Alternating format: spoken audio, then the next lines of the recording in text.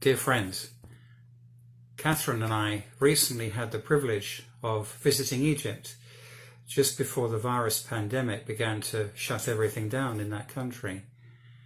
It was amazing to see firsthand the magnificence and beauty of the temples and royal tombs. More significantly, the Egyptian people we encountered during our journeys were some of the friendliest, most hospitable people we've ever met. We were also very aware at times of how poor many people were and the precariousness of their existence. Many of you will recall that the Arab Spring in 2011 had a big impact on Egypt and the economy nosedived. Those in the tourist industry said that they had had little work since then, that after 8 or so long, hard years, they finally saw a glimmer of light as the tourist industry began to pick up in 2019.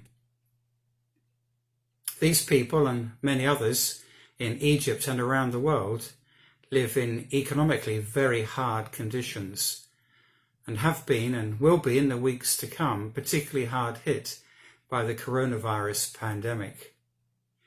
They do not have access to the social, medical and financial resources of a country like the United Kingdom, and therefore will likely suffer worse than us.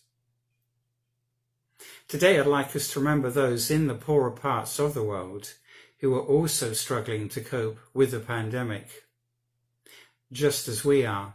May we never forget that in God's eyes we are all one humanity, all equally loved by him.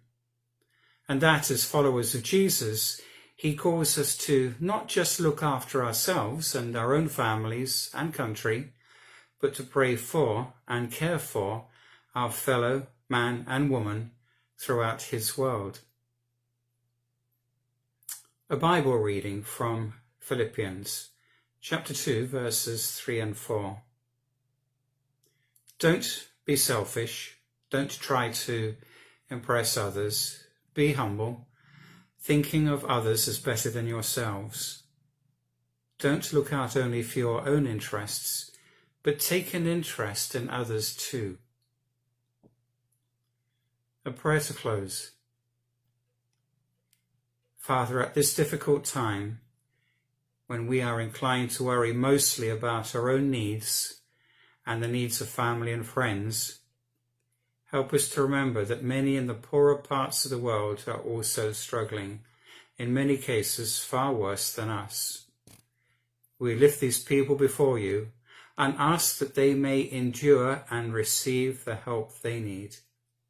May the national and international aid agencies receive all the resources they require to help alleviate the global suffering that all of humanity is experiencing at this time.